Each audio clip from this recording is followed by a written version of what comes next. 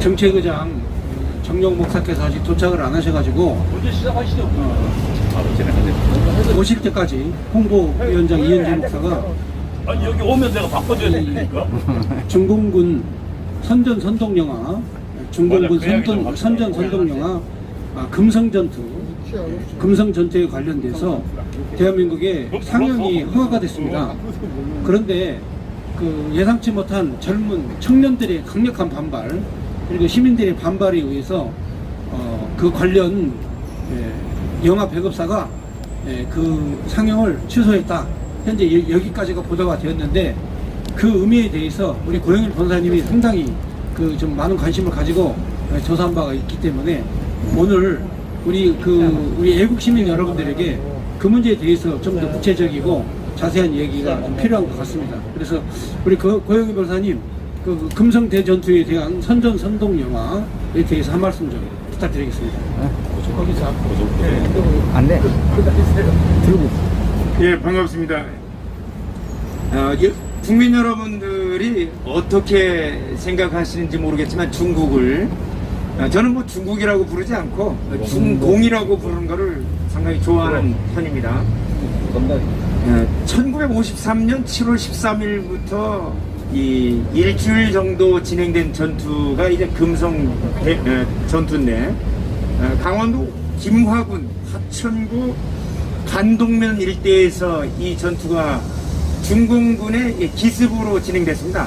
사실 서부전선, 그러니까 우리가 서울부터 인천 쪽으로는 유엔군, 그러니까 미군을 주축으로 한 유엔군이 이 서부전선을 맡고 있었고, 그때 당시에 동부전선, 강원도 쪽에는 대한민국 국군이 동부전선을 맡고 있었습니다. 그런데 미국의 당시 입장은 38도선, 위도 38도선 정도만 점령, 옛날 6.25 전쟁 이전까지만 수복하면 된다는 게 미군의 입장이었고, 그런데 이제 대한민국의 입장은 조금이라도 땅을 더 가져오려는, 북진하는 게 그때 당시에 이 6.25 전쟁을 통해서 처음에 밀렸지만 유엔군과 함께 완전히 대한민국을 수복하는 게 대한민국의 입장이었습니다. 그런데 여러분들 이제 우리가 휴전선 155마일을 보시면 동부전선 강원도 쪽으로는 38도 이북에 있습니다. 그래서 강원도에 가보면 뭐가 있습니까? 김일성 별장이 있는 거예요. 김일성 별장까지도 우리 국군이 강원도에서는 쪽에서는 동부전선에서는 38도선 이북까지 우리가 진격을 했습니다. 그때 당시에 우리 이승만 대통령이 국군에게 이런 얘기를 했습니다. 미군에서 연합군에서 38도선 이북으로 진격하지 말라는 지시가 있습니다 하니까 우리 이승만 대통령이 그렇게 했습니다. 국군 지휘부에게 자네는 직속상관이 미군이야 이승만 대통령 나야 각하이십니다 하니까 그럼 진격해. 그래서 동부전선에 있던 국군이 진격해서 상당 부분 우리가 회복을 했습니다. 회복을 했는데 이거에 대해서 이 중공군과 북한군이 앙심을 품고 치밀하게 준비를 한 전투가 바로 이 금성 대전투라고 이들이 칭하고 있는데, 이 부분은 중공군의 항미 원조 전쟁, 6.25 전쟁을 미국에 대항해서 조선을 도운 전쟁이란 의미에서 항미 원조 전쟁이라고 부르는 전쟁이 그들에게는 6.25 전쟁입니다. 6.25 전쟁에서 모택동의 아들 모한영이가 이 연합군의 폭격으로 전사까지 할 정도로 중공이 북조선이죠. 북한을 도왔던 전쟁이고, 그 70주년을 기념해서 만든 이 영화가 바로 1953년 금성 대전투입니다. 이 내용은 다름 아니고 중공군이 대한민국 국군을 섬멸했다는 이 홍보 영화입니다. 결국 어떤 겁니까? 체제 전쟁에서 공산주의 중공과 북한이 합세해서 자유민주주의 대한민국 국군을 괴멸시켰다는 내용이고, 그들은 영화에서는 굉장히 볼품없는, 굉장히 열세적인, 보급도 형편치 않고 군대도 별로 얼마 안 되는 열세적이고 굉장히 열악한 상황에서 연합군의 지원을 엄청 받고 장비도 훌륭하고 그 다음 숫자도 많은 국군을 섬멸했다고 선전하는, 완전히 공산주의를 선전하는 영화입니다. 그런데 이 영화를 영상물 등급위원회가 받아들였다는 거예요. 상영에도 좋다고. 여러분 어떻습니까? 이 부분이 제가 아까 기자회견장에서 지적했던 대로 국가의 존립 안전이나 자유민주적 기본 질서를 해한다는 점을 알면서 반국가단체인 북한의 사주를 받은 중공군의 그 내용을 찬양하고 선전하고 여기에 동조한다는 점에서 명백하게 현행 국가보안법 제7조 사항의 찬양 고무죄에 해당한다는 거예요. 자, 우리는 두 사람 이상 모일 수도 없고 예배도 마음대로 드리지 못합니다. 대형 교회가 100명 예배를 실내에서 드리고 있습니다. 그런데 중공과 북한의 사주를 받은 반국가단체인 북한의 사주를 받은 그 단체의 구성원들, 지지하는 세력들을 홍보하고 찬양하는 영화는 영화관의 숫자 제한을 두지 않고 홍보하겠다는 얘기입니다.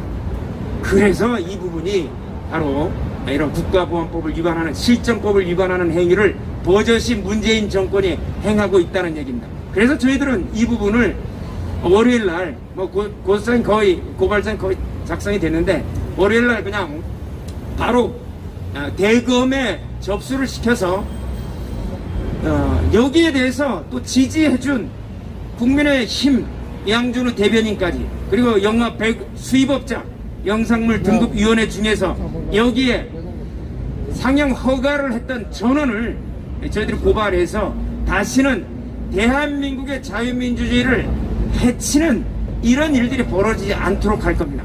이거는 영화에 있어서 통진당 해산시키는 사건하고 똑같습니다. 반드시 해산시켜야죠. 통진당을 해산시킨 것처럼 대한민국의 자유민주주의 체제의 근간을 흔드는 중공의 선전물, 이런 부분들을 대한민국에 들어온 일이 없게끔 막는 것이 통진당 해산시키는 활동과 동일한 것입니다. 네, 그 국민의힘 대변인 양준호인가요? 네, 양준호 국회의원인가요? 아닙니다. 아니에요? 청년 대변인.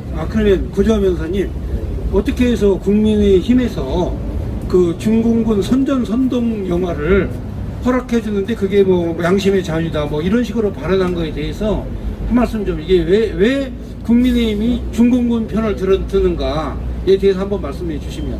이유는 간단하죠. 똑같은 사람이기 때문에 그런 거고요. 그걸 들어온 사람이나 그걸 지지한 사람이나 똑같은 거고, 참 제가 국민혁명당 대변인인데 거기 대변인하고는 정말 다르지 않습니까? 저는 대변인을 하려면 그래도 저처럼 해야지. 그렇게 대변인 하면 되겠습니까? 공부를 전혀 하지 않은 대변인과 얼굴과 학식을 겸비한 우리 대변인하고 너무 차이 나는 것 같습니다. 우리 당이 그 거대 정당들보다 그래도 대변인은 훨씬 잘 뽑았죠. 천배만배 훌륭하십니다. 자, 그런데 문제는요, 제가 볼 때 그 문제의 핵심은 뭐냐면 국민의힘이 중국을 지지하는 국회의원들이 많다는 거예요.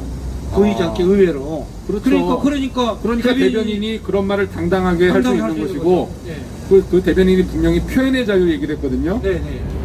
자, 여러분 하나 제가 예를 들어볼게요. 표현의 자유 그렇게 중요하다고요? 만약에 그 영화가 그런 내용이 아니라, 예를 들어 일본이 우리나라 식민 지배를 찬양하고 미화하거나, 네. 더 심각하게 그보다 제가 말을 못하겠습니다. 또 고발당할까봐. 네. 어떤 특정 그런 식민지를 미화하는 영화를 만들었다면 그거 우리나라에 상영할 수 있었을까요? 생각해 보세요. 당연히 안 되겠죠? 안 되죠. 당연히 안 돼요. 예, 이거 예. 생각하고 말고. 그래서 저들이 말하는 표현의 자유라는 게 말도 안 되는 얘기라는 거예요. 저들의 주장하는 표현의 자유는 중국과 북한을 미화시키는 표현의 자유만 허용되는 겁니다. 자신들을 비판하거나 공격하는 표현의 자유는 금지되는, 굉장히 편향되고 왜곡되고 삐뚤어진 표현의 자유인 것이죠. 네, 지금 시간이 이제 11시가 되어서 국민혁명당 정책위장 정영호 의장께서 주재하는 그런 국민 정책 토론회를 이제 시작하도록 하겠습니다. 네, 여러분 반갑습니다. 정책위 의장 정영호입니다. 오늘 이 광화문의 날씨가 정말 아주 좋습니다. 화창하고, 그리고 바람도 적당히 불면서 여러분들 이 광화문에 산책하기에 너무너무 좋습니다. 오늘 점심 식사 때 많이 나오시고, 또 저희와 함께 또 많은 걷기도 하시고, 특히 또 내일도 여러분 이곳에 많이 오셔서 광화문을 걸으면서, 청계천을 걸으면서, 종로를 걸으면서 여러분이 꿈꾸는 대한민국의 새로운 미래를 여러분 머릿속에 그리면서, 노래도 부르면서 걸으시기 바랍니다. 자, 지금 저희 국민혁명당이 매주 토요일날 11시부터 이어지는 정책 홍보 방송입니다. 오늘은 이제 여러 가지 주제들이 있습니다만, 우선 먼저 우리 고영일 부대표님과 그리고 우리 이은재 홍보위원장님, 그리고 우리 훈남 구주아 대변인님, 그리고 이동호 사무총장님 등에서 여러 가지 주제를 가지고 대화의 시간을 나눴습니다만, 자, 이번에는 우리 대선 주자들의 이 포퓰리즘의 경쟁이 아주 참 치열합니다. 여든 야든 간에 이 경쟁적 포퓰리즘 때문에 대한민국의 미래를 과연 이들에게서 발견할 수 있을 것인가 하는 그러한 걱정이 사실 많이 앞섭니다. 이 6개월 앞으로 다가온 이 대통령 선거에서 이 여야의 후보들에게는 참 미래를 찾아보기 어렵습니다. 미래를 얘기하는 후보들이 아무도 없습니다.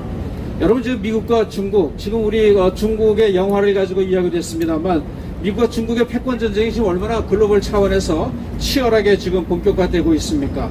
그리고 또한 경제 분야도 마찬가지입니다. 4차 산업혁명이 정말 아주 급속도로 진전되고 있는 상황에서 사실 이러한 구조 속에서 우리가 살아남으려면은 차기 지도자가 미래 성장의 어떤 동력 확보를 위한 어떤 고민과 그리고 대안, 그리고 또한 그로 인한 산업구조의 변화에 대한 기업의 규제 혁신을 통해서 어떻게 시장을 완전 자유화시킬 것인가, 그리고 그러한 변화 속에서 우리나라의 미래를 짊어질 인적 양성을 어떻게 해야 되느냐, 이런 시대적 과제와 비전을 제시하는 것이 차기 대통령의 역할임에도 불구하고, 더불어민주당 대선 주자들 지금 한창입니다만 문재인 정권의 이 재정 포퓰리즘에서 헤어나지 못하고 오히려 그거 이상의 것에 어떤 이 대선정 선심 정책의 포퓰리즘이 남발하고 있습니다. 자, 우선 제가 먼저 우리 이은재 홍보위원장님께 좀 또 말씀을 좀 부탁드리겠습니다. 네. 지금 경기지사가 이재명 예비후보가 전 국민에게 연간 100만 원씩 지급하는 기본소득을 강조하고, 그 외에도 기본주택, 기본 대출, 이런 장밋빛 기본 공약 시리즈를 남발하지 않았습니까? 또 그러더니만 경기도민에게 독자적으로 재난 지원까지 지급하겠다 이렇게 물어닥쳤는데, 자, 이러한 기본 시리즈가 갖고 있는 포퓰리즘의 특징이 뭐라고 말하시겠습니까? 지금 포퓰리즘은 이제 이념적으로 현재 대결을 하고 있는 이 대한민국, 다시 말하면은 지금 이념 경쟁을 하고 있거든요. 사회주의냐 자유민주주의 시장 경제냐. 그런데 자유민주주의 시장 경제를 크게 흔드는 정책을 좀 쓰고 있습니다. 그래서 이재명 지사 같은 경우는 이제 그 주변에 있는 참모들이 과거에 이석기가 가지고 있었던 통진당인가요? 그렇죠. 통진당에 있었던 그런 사람들이 대거 이재명과 함께하고 있기 때문에 거의 통진당이 주장하고 있는, 다시 말하면 국조선인민공화국의 그런 공산주의 정책, 이 공산주의 정책과 거의 같은 그런 수준의 현재 복지 정책을 사용하고 있습니다. 그러니까 지금 우리나라가 가장 문제를 삼고 있는 것이 뭐냐면, 지금 우리나라에 걱정되는 게 뭐냐면, 한반도 주변에 국제 정세가 굉장히 위험합니다. 왜 위험하냐면, 중국의 패권주의와 미국의 패권주의가 현재 경쟁을 하고 있고 그 경쟁의 마당이 바로 대한민국이 되고 있습니다. 그렇죠. 예. 왜 그러냐면 그 시작이 사드 배치였거든요. 네. 자, 사드 배치 때부터 그동안에는 이제 중국과 미국에 대한 패권 경쟁은 해외에서 시작이 됐어요. 네, 네. 그런데 사드를 우리나라에 배치하는 순간 중국이 우리나라를 겨냥해서 이제 경제 제재도 했고 네. 그다음에 정치도 개입하고 네. 그래서 다수의 현재 우리나라 국회의원들이 네. 중국과 친중 정책을 쓰는 국회의원들이 많아요. 네, 네. 자, 그렇다면 자신도 모르게 이 공산주의 정책 네. 바로 이 포퓰리즘 자체가 나쁜 건 아니에요. 국민을 생각한다. 국민에게 뭐 도와준다. 협력한다. 뭐 준다. 이건데 이거를 정책적으로 이용하는 거죠. 자신의 네. 정치적 목적으로 이용하고 그래서 그게 문제가 된다는 거죠. 그러니까 이재명이 지금 사용하고 있는 그런 포퓰리즘은 네. 이거는 어떤 이념적인 거지 네. 자유민주주의 시장경제 체제하에서 이루어지는 예. 그런 경쟁 상태에서 이루어지는 것이 아니라 예. 이거는 이념적이다. 네. 시장경제를 얘기하는 것이 아니고 다분히 사회주의와 공산주의 정책을 한국에 도입하고자 하는 것이다. 이렇게 예. 보는 거죠. 네, 예. 결국 그게 이제 자유주의 시장 경제 체제를 의 근간을 서무는 그렇죠. 그런 네, 재정 네. 포퓰리즘의 그 어떤 극대화 네. 이런 걸 통해서 네. 그 이 경제 체제를 풀어나오자 하는데 굉장히 위험한 발상이 아닌가 싶습니다. 그렇죠. 네, 네. 자, 우리 구주아 대변인님, 자 이재명 경기지사의 이런 기본 시리즈 포퓰리즘에 대해서 어떻게 생각하세요? 지금 포퓰리즘은 세계적으로 포퓰리즘을 한 나라는 제가 알기로 전부 다 망한 걸로 알고 있습니다. 네. 전부 다 거지 나라가 됐고요. 그렇죠. 남미를 보면 알 수가 있겠죠. 네, 포퓰리즘은 뭐 특정 정치인 한 명의 문제만이 아니라 네. 전반적으로 이제 이게 유행하는 그런 문제라고 보여지는데 네. 성경에도 분명히 써 있습니다. 일하기 싫은 자 먹지도 말게 하라. 아멘. 분명히 써 있고 포퓰리즘은 이거는 복지가 아닙니다. 그렇죠. 복지는 네. 어렵고 약한 자들에게 도와주는 게 복지인데 네. 지금 특정 정치인들이 말하는 포퓰리즘은 최태원 회장과 이재용 부회장도 25만 원, 100만 원씩 받는다는 거예요. 네. 이걸 누가 이해하겠습니까? 전혀 이해할 수 없고요. 그래서 이런 포퓰리즘은 복지가 아닌 포퓰리즘은 반성경적입니다. 네. 네. 자, 전국에 있는 크리스찬 여러분들 분명히 들으십시오. 성경에 분명히 써 있지 않습니까? 일하기 싫은 자 먹지도 말게 하라. 네. 근데 이 포퓰리즘은 일하기 싫은 자도 먹습니다. 물론 일할 수 없는 분들은 별개의 문제입니다. 네. 네. 신체나 그런 불편함으로 인해서 일할 수 없는 분들은 당연히 복지로 도와줘야 되는 거기 때문에 이거와는 분명히 제가 결을 달리해서 말씀드리는 거고 예.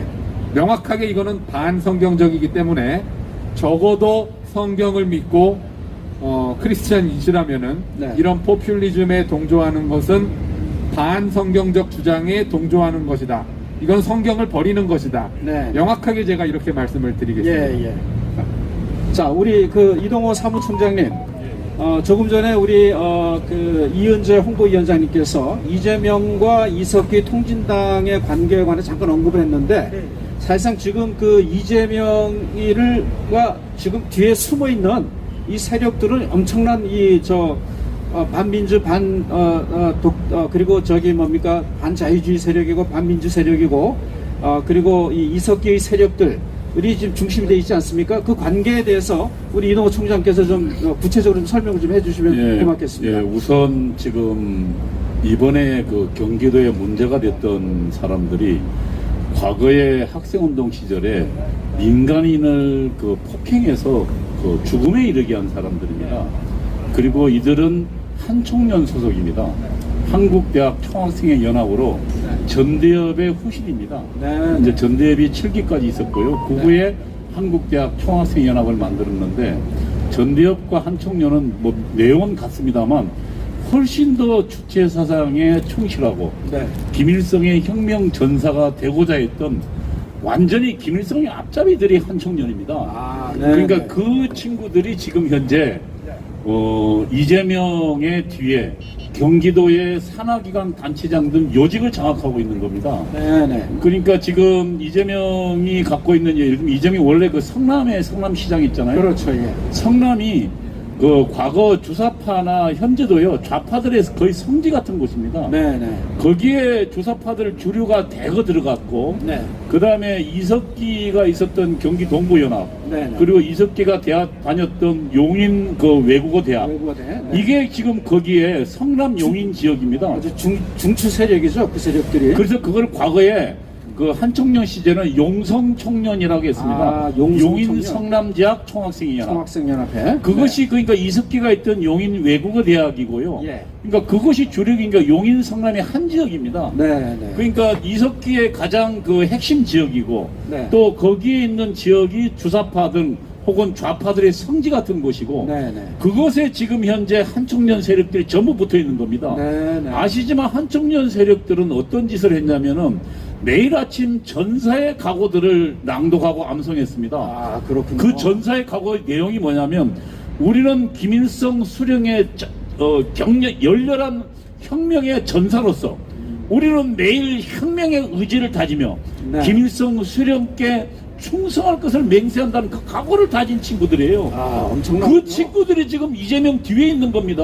아, 그러면 이재명의 그 본질이 무엇인가는 이거 하나로도 증명이 되는 게 아니겠습니까? 그러니까 지금 이재명은 본인은 예측이 불가능한 파퓰리스트입니다. 네네. 다시 말하면 그는 집권에 필요하고 그는 자신의 정치를 이용하다면 대한민국의 예산이든 법률이든 모조리 파괴할 것입니다. 그렇죠. 사실은 문재인은 그래도 눈치를 보고 있다면, 이재명은 지난번 쌍욕하는 거 보셨잖아요. 네네. 이는 뭐 정말 아무 눈치도 보지 않고 대한민국을 파멸에 이르도록 하는 사람인데, 정말로 그 뒤에 또 배후에는, 네. 그러니까 이재명 자체도 굉장히 위험하고 파퓰리스트지만 이재명의 배후에 있는 친구들은 훨씬 더 대한민국을 적대시하는 세력이라는 거예요. 네네. 자, 이런 그 이재명의 이 실체가 드러나 있는 상황에서 이재명 경기도지사가 지금 더불어민주당의 대선 후 경선에 지금 1위를 각 지역마다 과반 이상의 득표를 하면서 더불어민주당의 대선 후보가 될 가능성이 높은데,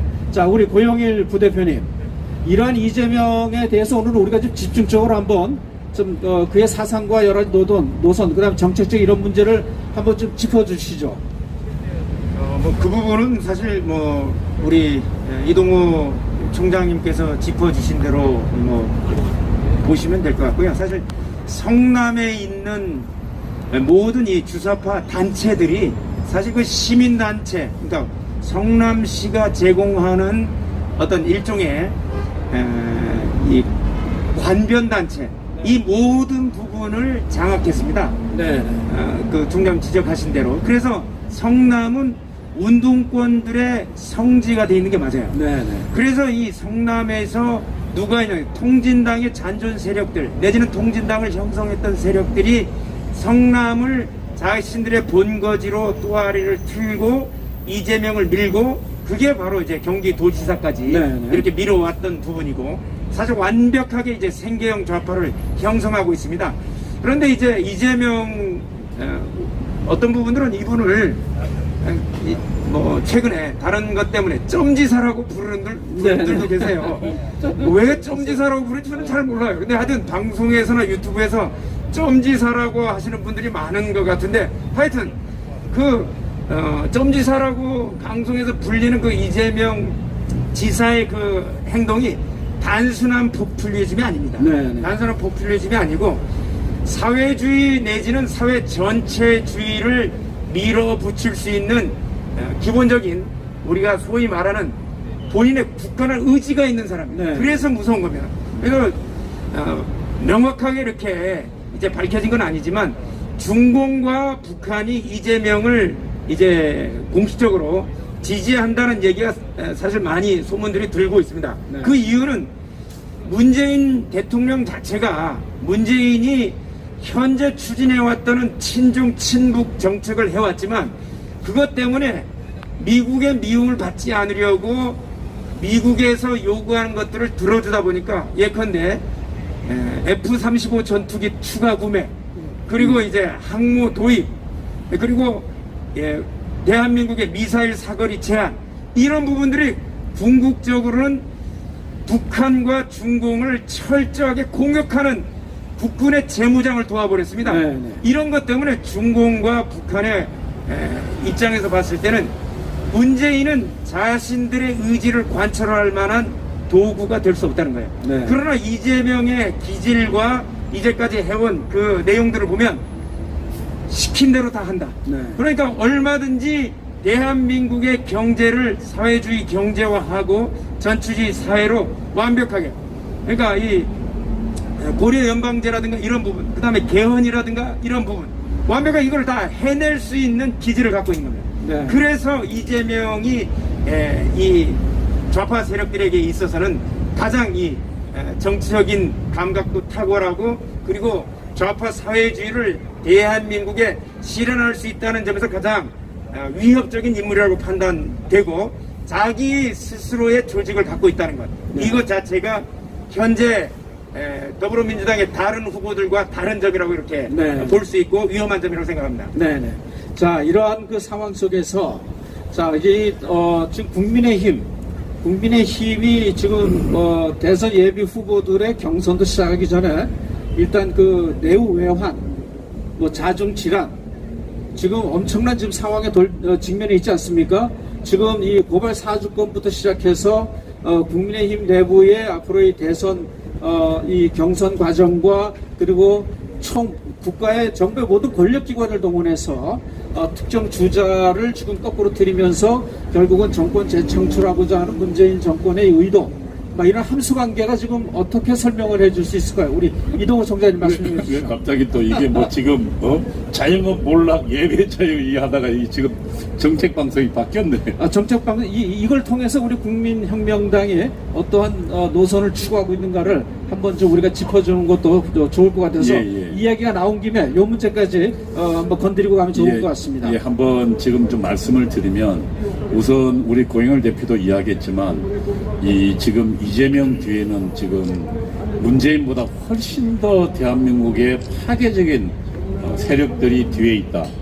그리고 지금 그들이요, 성남 지역에 그 정부 기관들을 전부 장악했어요. 그리고 거기에 전부 월급쟁이, 그러니까 대한민국 파괴 세력들이 거기 전부 국민의 세금으로 생활하고 있는 겁니다. 네.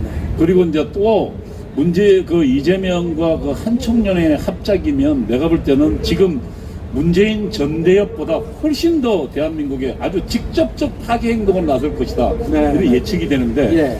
그럼 지금 현재 그 대선 판도가 어떻게 되느냐? 현재 모든 증거가 지금 이대로 가면 저들이 정권을 잡는답니다. 네, 그렇죠. 왜냐하면 지금 저희 국민의힘은 문재인 정부가 싸우지 않고 있습니다. 네. 문재인 정권의, 그리고 그 이재명의 지금 반 대한민국, 그리고 대한민국 파괴를 철저히 폭로하면서 나와야 국민들이 그 정체를 알고 경각심을 가질 거 아닙니까? 그렇죠. 근데 지금 자기들끼리 자중질환한다고 싸우지도 않아요. 네. 그리고 또 하나, 이 방역 독재 계속해도 한마디 말도 없습니다. 네. 그리고 국민의 기본권이 제한당해도, 네. 집회 결사의 자유가 방해당해도, 그 다음에 예배의 자유가 방해받아도 한마디 말이 없어요. 네. 그러니까 지금 이 문재인 정권의 대한민국 파괴에 전혀 저항하지 않으니까 국민들은 지금 모르고 있는 거예요. 그렇죠. 이 상태로 그러면 선거가 치러진다면, 제가 볼 때는 지금 문재인 정권은 아무런 도전도 받지 않은 상태에서 네. 정권을 다시 만들 수 있다. 예. 지금요, 제가 지금 판단컨대는 이 후보 연합이 되더라도 현재 어려워요. 네. 결국은 지금 저희 국민혁명당이 왜 그러면 천만 조직을 위하고 지금 이 정책 홍보 방송을 하고 이 거리 투쟁을 하느냐? 국민들에게 이 문재인 정권의 대한민국 파괴를 알리기 위해서입니다. 그렇죠. 그 길이 내가 볼 때는 이번 대선에서 저들의 대한민국 파괴와 정권 재창출을 막는 길이다. 이기 네. 때문에 그 길을 가고 있는 겁니다. 모든 지금 여건과 정황은 네. 지금 저들의 정권 연장이 가능한 수준으로 가 있다. 예. 그 위기감을 우리는 가져야 할 것입니다. 맞습니다. 자, 우리 홍보위원장님. 예. 지금 이제 국민의힘이 제일 야당으로서의 역할을 전혀 하지 못하는, 네. 그러면서 내홍에 지금 빠져서 네. 우리 국민들이 어떻게 이번 대선을 치러야 되는 방향성조차 제시하지 못한 이 안타까운 현실 앞에서 네. 지금 유일한 이 신생 정당이지만 유일한 또 거리의 투쟁을 통해서 야당성을 부각시키고 있는 우리 국민혁명당, 이 과정 속에서 우리 당의 역할과 또 홍보, 그리고 우리에 대한 어떠한 세력으로서의 우리의 그 위상, 여러 가지 역할들에 대해서 좀 간단하게 설명 좀 해주시죠. 네, 야당 하면 지금 현재 보수당 아닙니까? 네네. 근데 보수당의 어떤 그 칼라가 이게 보수당인지 진보당인지 구분이 안 되는 예. 현재 이런 상황으로 좀 와 있지 않습니까? 네네. 거기에다가 이제 우리 보수당의 그 후보, 네. 대통령 후보 1위가 네. 지금 사실상 굉장히 그 어려운 처지에 지금 현재 있습니다. 네네. 그건 뭐냐면은 그 무슨 뭐 청부 무슨 고발이라든지 네. 자, 이런 내용이 나오는데 이 뭐든지 그렇습니다. 어떤 문건이든지 이 작성자가 분명해야 됩니다. 법률적으로. 네네. 작성자가 나오고 네. 그다음에 이 작성자가 어떤 의도로 이거를 언론에 공개했는가 이제 이런 내용이 나와야 되는데 그렇죠. 현재까지는 작성자가 불분명한 가운데 있는 이 문건이거든요. 네. 그러니까 지금 현재 그 야권의 1위 후보가 사실상 정치적으로 어떤 굉장히 어려운 지경에 네. 상황이 처해 있는 거예요. 네. 그러니까 이런 내용들이 정치 공작이냐 아니면 이게 사실이냐 이런 것들을 명백하게 빨리 밝혀야 네. 지금 현재 우리 야권 후보가 흔들리지 않습니다. 네. 그러니까 이게 지금 현재 정치 공작일 가능성이 굉장히 높을 수도 있고 네. 아니면 이 내용이 사실로 밝혀지면 위기로 네. 현재 이 대권 주자 1위가 위기로 갈 수도 있거든요. 네, 네. 자, 이런 일이 왜 생기느냐? 바로 이것은 항상 현재 그 진보 세력들이 네. 정치 공작을 통해서 집권을 했기 때문에 네. 이번에도 그런 정치 공작일 가능성이 상당히 있다. 그렇죠. 이렇게 예. 보는 거죠. 네, 네. 예. 그리고 이러한 상황에서 정치 공작에 이용을 안 나가려면 네. 다른 거 없어요. 국민혁명당이 예. 1000만 당원으로 가입 완수를 해서 네. 네. 견고한 국민 지지층을 형성을 하면 예. 저들이 어떤 선거 공작을 하든 네. 어떤 정치 공작을 하든 다 이길 수가 있어요. 그렇죠. 예. 그러니까 가장 중요한 거는 바로 1000만 당원 가입을 기치로 내세운 당 대표의 그 해안이 뭔가의 목적이 있고 네. 어떤 의미가 있다 이거죠. 예. 그러니까 우리는 지금 현재 1000만 당원 가입을 위한 총력 홍보 작전에 지금 돌아가는 거 그렇습니다. 아니겠습니까? 예, 그렇죠. 그러니까 예. 1000만 당원 가입 아니면 어떤 경우든지 간에 이길 수가 없다. 네. 이런 결론에 도달한 거죠. 예, 그런 예. 의미에서 시청자 여러분, 우리 1000만 당원 가입에 더욱 그 성원을 보내주셔서 반드시 이 정권을 심판하고 대한민국을 바로 세울 수 있는 놀라운 역사가 3월 9일에 이루어지도록 도와주기 바랍니다. 자, 고영일 부대표님, 우리 지난 주간에 우리 국민혁명당에서 대통령 후보 공모하는 이제 광고가 정치로 나가지 않았습니까? 네. 지금 우리 부대표님 입장에서 앞으로 이에 관해서 우리 국민혁명당이 앞으로 어떠한 절차를 거쳐서 정말 그 야권을 대표할 수 있는 대선 후보를 낼 수 있는가, 거기에 대해서 좀 우리 시청자들에게 좀 설명을 좀 해주시면 고맙겠습니다. 예. 국민혁명당은 다른 정당과 달리 대한민국의 헌법과 이 법 질서를 지키는 정당입니다. 네. 그래서 현재 이제 야권이든 여권이든 나와 있는 대선 후보들이 하고 있는 행동들이 보면 현행 법률을 위반하는 것들이 너무 많습니다. 네, 네. 사실 지금 상황은 뭐 정책위원장님 말씀했던 대로 미중 패권 전쟁에서 대한민국이 살아남느냐, 그렇죠. 마느냐 이런 네, 문제를 그럼. 가지고 대한민국이 고민해야 되는데 예컨대 이제 재난지원금을 국민지원금이라는 명목으로 바꿔서 이 의료보험, 네. 의료보험료 80% 이내는 전부 다 25만 원씩 지급한다. 네. 그러다 이제 반발이 되니까 90% 이내. 그럼 나머지 10%는 사람이 아니고 나머지 90%만 사람이라는 건가요? 그런데 이 국민지원금 내지는 이 재난지원금이 그렇게 나가면 뭐가 되느냐? 공직선거법에 나와 있는 매수죄입니다. 매수. 네. 네. 그러니까 매수 및 이해 유도죄. 표를 사는 행위입니다. 매표형이죠. 예, 매표행위가 되는 겁니다. 그래서 내년 대선에 앞서서 미리 돈을 푸는 겁니다. 네. 이 돈을 받은 사람들은 25만 원이지만 여러분 지난 사람한테 25만 원 받으면 어떻게 되겠습니까? 신세를 지는 거예요. 그러니까 우리가 지나가다가 이제 어르신들을 해보면 아들보다 낫다 이거예요. 문재인이가 매달 이렇게 돈을 준다는 거예요. 그러니까 매수 행위를 하는 거예요. 그런데 이제 어르신들뿐만 아니라 국민 전체를 매수하는 행위를 지금 그 문재인 정권이 하고 있다. 네. 그리고 그 후보자도 거기에 앞서 이제 100만 원씩 주겠다. 이게 매수행위입니다. 매수행위. 매수행위를 하는 여권의 이 후보들, 그리고 야권의 후보들은 예컨대 문재인이가 부동산 양산 땅을 11년 동안 농사를 지었다고 그래요. 네. 그거를 얘기를 하니까 문재인을 공격해야 되는 부분에 대해서는 귀를 막고 입을 막습니다. 이준석 대표도 그렇고. 그런데 자기 당원들, 당 국회의원들의 부동산 문제에 대해서는 쌍심지를 켜고 칼날을 겨눠요. 네. 칼날은 가족을 향해 겨눕니까? 아니면 외부의 적을 향해 겨눕니까? 내부 총질에 예, 내부 심각하죠. 총질을 하는 거예요. 네. 내부 총질을. 외부에 있는 문재인한테는 찍소리 못하면서.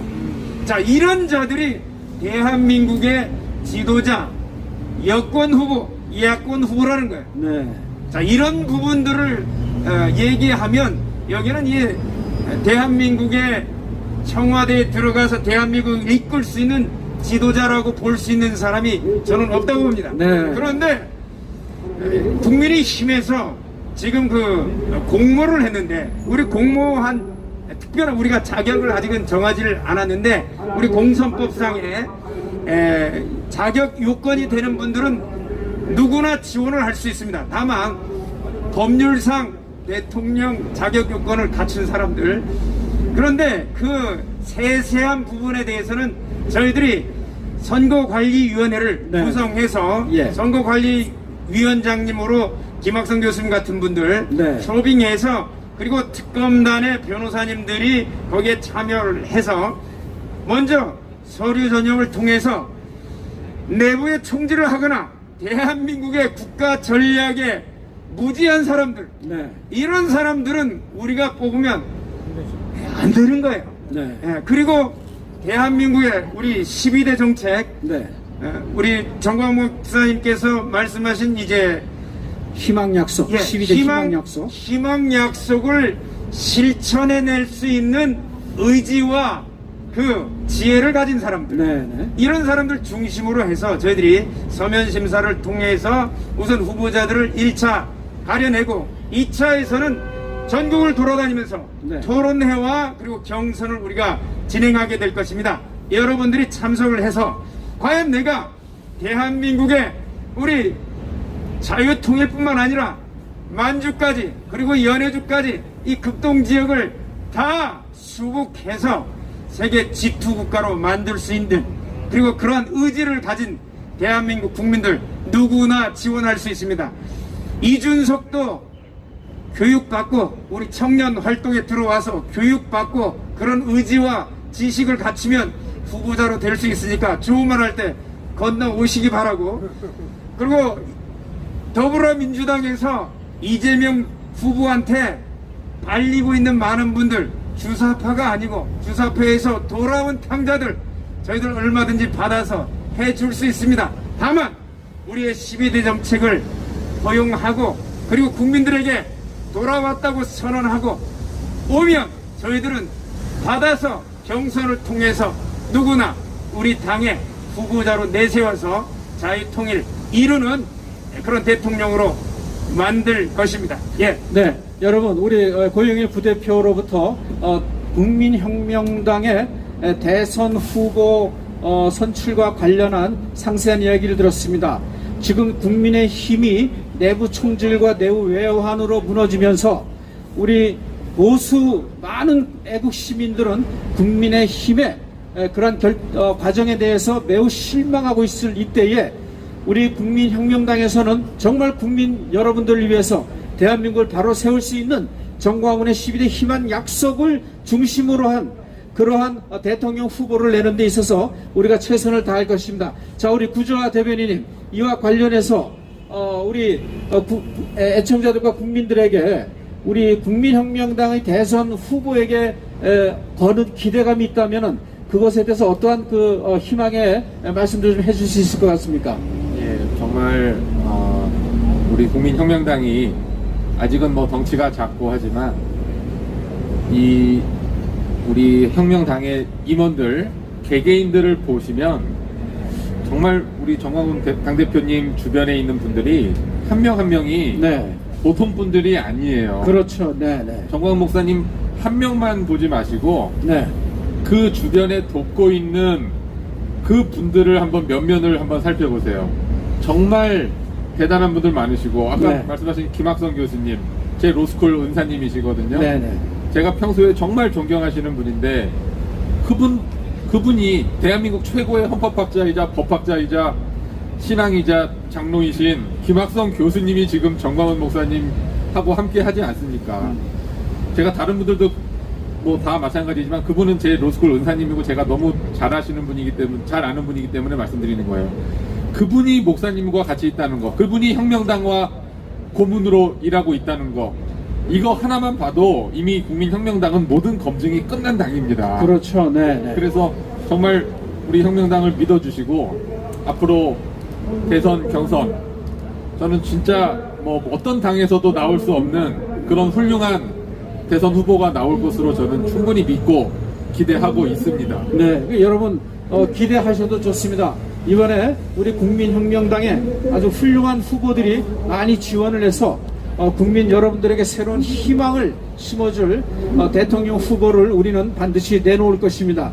여러분 우리 국민혁명당에게 힘을 몰아주시고 그리고 또한 1000만 당원 가입에 여러분 적극적으로 나서 주셔서 국민혁명당이 정권 창출에 정권 심판의 그 중심에서 대한민국을 바로 세워나갈 수 있도록 적극 지원해 주시면 고맙겠습니다. 자, 이제 우리 다시 한번 이제 포퓰리즘에 관한 이야기로 다시 돌아와서 지금 그렇지 않습니까? 이 문재인 정권이 지난 4년 동안에 말이죠. 우리 홍보위원장님, 나라빚만 무려 한 300조 원이나 늘어났다 그래요. 내년 예산이 약 640조 정도 규모라면은 새해 예산의 반 정도가 지금 이 문재인 정권 4년 동안에 늘어난 부채라고 할 수가, 국가 채무 이제 1천조 원 시대를 넘어섰습니다. 네. 자, 그리고 현재 여러 포퓰리즘 공약으로 이렇게 내세우게 되면은 앞으로 약 한 114조, 120조라는 엄청난 돈이 또 더 들어가야 된다고 하는데, 네. 자, 이 사람들이 국민 세금이 나라 돈 아닙니까? 네. 나라 돈을 가지고 이 지금 더불어민주당의 대선 주자 후보들이 지금 경쟁적으로 나라 돈 가지고 지금 누가 돈 더 잘 쓰냐는 경쟁 대회를 치르듯이 말이죠. 네, 맞습니다. 그러한 일들을 지금 전개하고 있는데 이 얼마나 부도덕하고 후한무치한 일입니까? 네. 자, 어떻게 생각하십니까? 지금 베네수엘라가 국가 부도가 난 이유가 과거에 그 석유가 100달러였을 때 그때는 수입이 좋았어요. 네네. 수입이 좋았는데 이 석유가 100달러가 무너져 버리고 25달러, 20달러까지 추락을 해버렸습니다. 네네. 그냥 갑자기 수입이 줄어든 거죠. 네. 약 5분의 1이 밖에 안 되는, 그러니까 4%, 5분의 4가 수입이 줄어드는 거죠. 네. 그러니까 국민들에게 다 나눠주고 복지 정책을 썼는데, 계획을 세웠는데, 수입이 안 되니까 국가가 부도가 난 거예요. 우리나라도 마찬가지입니다. 지금 현재 복지는 좋아요. 복지는 좋은데 수입이 되고 경제가 활성화되고 대기업들이 많아지고 그리고 거기에 고소득의 노동자들이 생기고 그리고 수익이 좋아지면 이 나라는 자동적으로 복지가 시행이 되는 거예요. 그런데 기업을 만들 생각은 하지 않고 경제를 활성화시킬 생각은 하지 않고 또 더더군다나 잘 돌아가는 자영업자들도 몰락의 길을 걷게 규제하고 통제하는 이 법을 좀 썼지 않습니까? 그렇다면은 저들이 지금 어떤 목적을 가지고 국가의 채무를 그렇게 1000조나 만들어버리고 집권 기간 동안 300조나 늘리고 예산을 막 670조를 만들어버리고 이거는 국가를 지금 현재 베네수엘라 같은 그런 망하는 국가로 가자고 하는 현재 결심으로 하는 거죠. 그러니까 저는 이제 이걸 공산당 논리로 좀 볼 수밖에 없어요. 레닌의 그 공산당 그런 그 지침서에 보면은 자유민주주의 시장경제를 파괴하는 방법은 바로 중소기업자를 몰락시키는, 다시 말하면 이 자유민주주의 시장경제가 돌아가지 못하도록 하는 가장 첫 번째가 바로 이 중소기업 또는 자영업자들이거든요. 그들의 삶을 붕괴시키는 것이 그리고 그들이 완전히 붕괴됐을 때 배급제에 사람들이 의존하도록 만들어가는 게 공산주의 전략이거든요. 그러니까 제가 볼 때는 이거 딱 그 전략 쓰는 거 아닙니까? 제가 뭐 우리 어떻습니까, 사무총장님? 원래 그 정치 사상적으로 이제 포퓰리즘이라 하면 대중주의를 말합니다. 그러니까 정치적 엘리트주의를 비판하는 다른 용어로 이야기하거든요. 근데 사실은 이 대중주의를 표방하는 가장 근본적인 이유들은 대중을 동원하여 그 사회에 사실상 역할을 하고 있는 엘리트들을 적대시함으로써 그 사회를 실제로 대중 속에 숨어 있는 대중을 조정하는 숨은 예를 들면 독재자, 다시 말하면 정치적 소수 엘리트, 공산당들의 통치를 가능하게 하는 수단입니다. 그러니까 인민들을 동원해서 엘리트들을 가공해 지금 대한민국에는 사실은 수많은 그 전문가들이 있지 않습니까? 네. 이 전문가들을 전부 무시하고 전문가들 전부 적으로 돌리고 그래서 사실상 전문가들의 공고를 전부 무시하는 거고 그러면서 대중을 또 전부 파괴하는 거예요. 네. 사실은 지금 우리 사회가 이러한 자유민주주의 법치주의를 확립한 것은 그런 전문가들의 도움과 그리고 우리 국민들의 그 서로의 연합과 신뢰 속에서 서 있는 거거든요. 네. 그런데 지금 전문가들 적으로 돌리면서 사실상 그 안에 대중주의 안에는 누가 숨어 있냐면 그 대중을 그 교모하게 선동하는 공산주의가 숨어 있는 거예요. 네. 그래서 가장 위험한 민주주의의 적입니다. 네. 대중주의가. 그리고 네. 이제 그들이 인민을 동원하기 위해서 어떤 짓을 하냐면은 돈을 동원하는 겁니다. 네. 그래서 정부에 예를 들면 보조금을 늘리고 그래서 우리 국민들은 자기 스스로 자유인을 산다는 가장 그 근본적인 건 뭐냐면 내 경제적 생활, 내 삶을 내가 책임지는 거거든요. 네. 근데 만약에 그 국민이 내 삶을 국가에 의존하게 된다면 어떻게 되겠습니까? 그건 노예가 되는 겁니다. 국가에 의존하게 되는 거죠. 그러니까 사실은 포퓰리즘은 결국 근본적으로 나중에는 국가에 의존하게 만들죠. 국가에 의존하는 가장 그 극단적인 형태가 뭡니까? 사회주의잖아요. 그렇죠. 그러니까 포퓰리즘은 인민 대중을 위한다는 명분으로 그 사회의 엘리트들을 전부 없애버리고 그리고 결국은 국민들을 점차 정부의 그 보조금에 의존하게 만들어서 노예화해서 결국 그들은 어디로 갑니까? 사회주의로 가는. 그러니까 가장 나쁜 민주주의를 파괴하는 방식이라 이렇게 이야기할 수 있는 거예요. 네, 그렇습니다. 지금 이런 그 과도한 포퓰리즘은 궁극적으로 이제 사회주의로밖에 갈 수 없다라는 그런 이제 논리로 우리 이동호 총장께서 말씀해 주셨습니다만, 구자 대변인님, 과거에 이제 우리 그 지중해 국가인 그 그리스, 그 수년 전의 일이죠. 그리스의 그 좌파 정권에서 과도한 그런 이 무상복지 플랜과 그리고 포퓰리즘으로 결국은 국가 부도 사태가 일어나지 않았습니까? 지금 우리가 이렇게 과도한 국가 부채 천조 시대를 맞이하고 또 지금 아까도 말씀드렸듯이 각종 후보들이 내세우는 걸 보게 되면은 올해만 해도 약 146조가 더 늘어난다고 하는데 지금 대통령 후보들이 내세우는 그러한 그 재정 포퓰리즘의 어떤 그런 과잉성을 보게 되면 정말 그 이 코로나 이 경제 시대에서 이러다가 우리가 국가 부도 사태가 일어나는 것이 아닌가 하는 그런 우려도 나올 수 있는데 어떻게 보시는지요? 자, 이거는 어렵게 생각할 게 하나도 없고요. 이것만 아시면 됩니다. 세상에 공짜는 있습니까? 없습니까? 없어요. 공짜는 없습니다. 그렇죠. 여러분 25만 원 받고 무슨 자영업자 돕는다고 100만 원 받고 이것이 나중에 혹독한 결과로 여러분께 다시 돌아갈 겁니다. 반드시 돌아가고요. 이 사기꾼들이 원래 뭐 10만 원, 100만 원 이렇게 주다가 도박판에도 마찬가지죠. 조금씩 벌게 해주고 나중에 그거 10배씩 뜯어갑니다. 그게 전형적인 사기꾼들의 수법이고 네. 이 문재인 정부가 이 사기꾼 짓을 똑같이 하고 있는 거예요. 25만 원 받는다고 해서 절대 좋아하지 마세요. 나중에 그거 다 뱉어내야 됩니다. 다시 다 돌려줘야 됩니다. 이자 몇 배씩 쳐서 돌려줘야 되고요. 지금 국가 재정이 점점 늘어나는데 예산이 네. 돈을 그렇게 쓰는데 왜 국민들의 경제 살림은 더 안 좋아지고 되게 이상하지 않습니까 이거? 그렇죠. 네. 많이 쓰면은 국민이 더 잘 살아줘야 되는데 점점 못 살아줘요. 네. 이거 왜 그러느냐? 돈을 건설적이고 미래를 위한 기업과 기술에 투자를 하는 것이 아니라 다 뿌리는 돈으로 쓰기 때문에 그래요. 네. 네.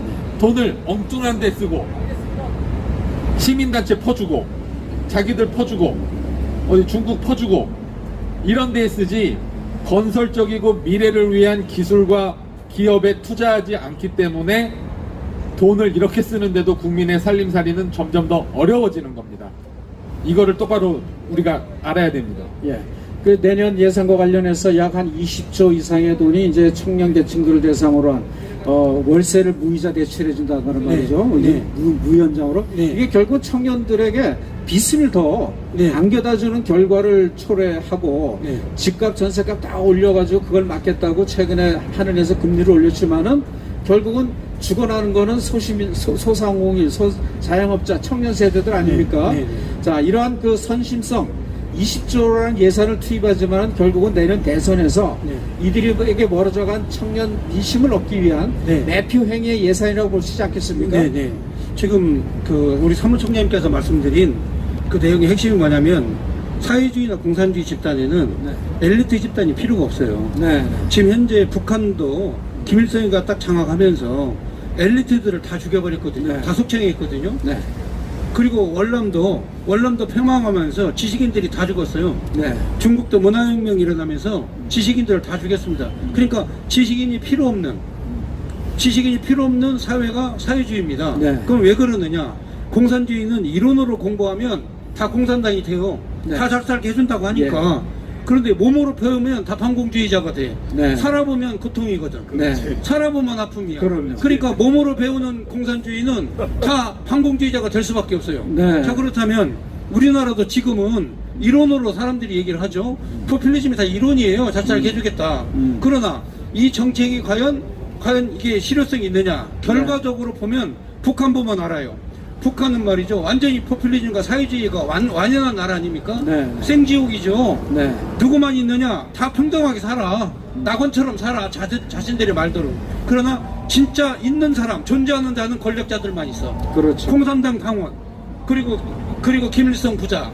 이 체제만 있는 거지 나머지는 없는 거예요. 네. 그러니까 우리나라도 마찬가지예요. 지금 현재 우리 국민들에게 뭐 복지를 뭐 포퓰리즘 이런 정책을 쓰는 거는 실제적으로 우리를 다 전부 다 우매한 개돼지로 만드는 것이고 네. 실제적으로 독재 권력을 장악해서 바로 자신들의 영구집권을 획책하는 그런 방법과 수단으로 사용하고 있다는 것이 이게 무척이나 나쁘다 이 말이에요. 이게 나쁜 거다 이거예요 지금. 예. 예. 우리 홍보위원장님 아주 멋있는 말 오늘 많이 하셨습니다. 오늘 뭐 언어의 제조기입니다. 예. 몸으로는 반공주의 약거든요. 오늘 아주 좋은, 여러분, 우리 홍보위원장님 오늘 멋진 말도 많이 하셨는데, 앞으로 계속 더 멋진 말도 만들어내실 겁니다. 자, 이제 시간이 다 됐습니다. 오늘도 바쁘신 가운데, 저희 국민혁명당의, 토요일, 1인 걷기 캠페인에 참여해 주시고, 그리고 저희들의 기자회견 성명서 낭독부터 시작해서 지금 이 시간 정책 홍보 방송까지 약 2시간여 동안 저희들을 지켜봐 주신 시청자 여러분과 애국 시민 여러분, 그리고 이거 광화문을 지나가는 많은 시민들께 진심으로 감사를 드립니다. 저희 국민혁명당은 지금 여야의 대선 주자들이 막타파식의 포퓰리즘 경쟁에는 미래가 보이지 않는다. 그러나 우리는 정광훈의 12대 희망 약속을 바탕으로 해서 반드시 국민들에게 새로운 미래의 비전을 제시하고 시대적 소명을 안고 대한민국을 바로 세워나가는 일에 매진할 것임을 다시 한번 약속드리면서 1000만 당원 가입에 오늘도 여러분 가열찬 운동을 통해서 대한민국 바로 세우기 위해 앞장서 주시면 대단히 감사하겠습니다. 오늘 자리에 함께 해주신 우리 당체 여러분 감사드리며 시청자 여러분께 감사드립니다. 감사합니다. 대단히 감사합니다. 감사합니다.